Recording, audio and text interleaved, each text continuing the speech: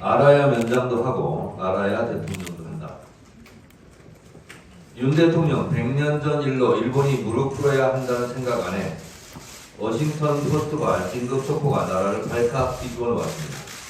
이를 두고 일본 총리가 미국에 국빈 방문하는가, 100년 전 조선 총독의 환생인가, 100년 전이든 1년 전이든 잘못은 무릎 꿇고 사과해야 하는 것 아닌가, 국내 언론과 야당의 비판이 줄을 이었고, 이에 국민의힘은 주어가 빠졌다고 억지 주장을 하며 I는 저펜, 즉 주어가 일본이라고 하자 그럼 윤석열 대통령이 일본이냐는 비판이 이어지자 워싱턴 포스트 기자가 원문 공개를 통해 I can't accept의 I가 윤석열 대통령임이 분명해지자 국민의힘은 슬쩍 꼬리를 내렸습니다.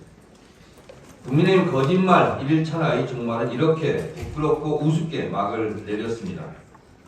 대통령과 여당이 쌍으로 망신살이 뻗쳤습니다.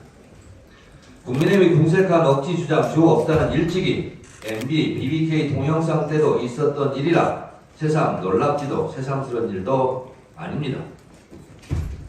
그러나 주어 없다 이 말은 벨도 없고 양심도 없다라는 말로 되돌려 드립니다. 제2차 세계대전의 전범 국가는 독일, 일본이고 피해 국가는 프랑스, 폴란드, 한국 등입니다. 전쟁의 책임을 물어 독일은 가해국, 독일은 동서독으로 분리되었는데 한국은 피해 국가이면서도 오히려 남북으로 분단되는 이중의 피해를 본 셈입니다. 전후 전범 국가의 사죄는 독일과 일본이 극명하게 대비되고 피해국 프랑스와 한국의 부역자 처리도 극명합니다. 독일은 수없이 사과했고 나치 전범 처벌도 철저하게 했습니다. 독일은 91세의 나치 전범을 체포해 최고형을 선고하기도 했습니다. 빌리 브란트 서독 총리의 무릎 꿇은 사진은 전 세계에 큰 울림을 주었습니다.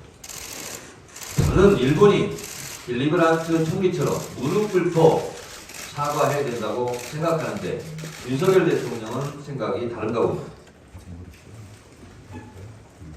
프랑스는 민족 반역자에게는 공소시효가 없다며 1980년대까지 공소시효를 없애고 나치 부역자를 끝까지 추적해 처벌했습니다.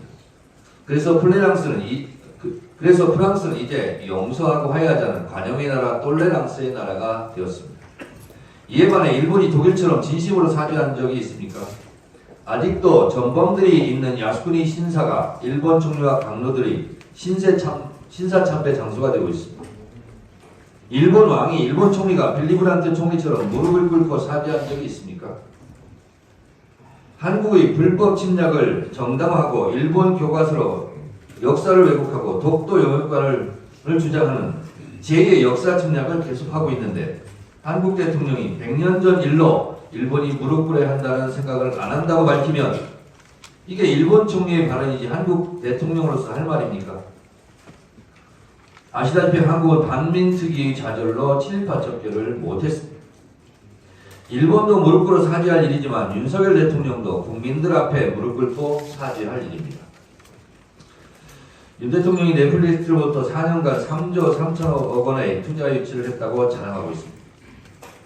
과연 이게 자랑거리일까요? 넷플릭스 코리아 경제적 임팩트 보고서에 따르면 넷플릭스는 이미 2022년 작년에 8천억 원을 투자하고 있습니다. 2002년 8천억 기준으로 4년을 곱하면 3조 2천억입니다. 그런데 한국의 콘텐츠 강세가 계속 이어지기 때문에 넷플릭스는 8천억이 아니라 1조 2천억 이렇게 투자를 늘려갈지도 모릅니다. OTT 시장에서 한국은 부동의 콘텐츠 강국입니다. 우리가 투자 유치를 안 해도 넷플릭스는 한국에서 돈을 벌어가기 위해서 투자를 할 수밖에 없습니다. 이게 대통령의 방미의 첫 성과 자랑입니까? 윤 대통령이 진짜 할 일은 따로 있습니다. 바로 저작권 문제 해결입니다. 2021년 블룸버그 통신은 넷플릭스 내부 문건을 근거로 오징어 게임의 가치를 약 1조 원으로 평가하고 있습니다. 넷플릭스가 투자한 오리지널에 대해 국내 비독점 유통과 해외 독점 저작권은 100%입니다. 다시 말해서 오징어 게임 제작사 220억에서 240억 투자 대금에는 별도의 수익이 없습니다. 제주는 고이 부리고 돈을 왕소방이 번다는 것처럼 넷플릭스가 불평등하게 한국에서 돈을 엄청 벌어가고 있는 겁니다.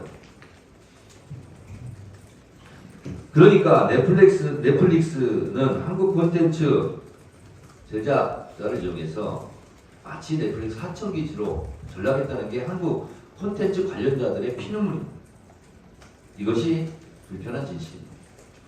윤 대통령님, 역사적 사실이라고 또 OTT 넷플릭스 현실 시장이 이ram에도 계속 자랑만 하시겠습니까?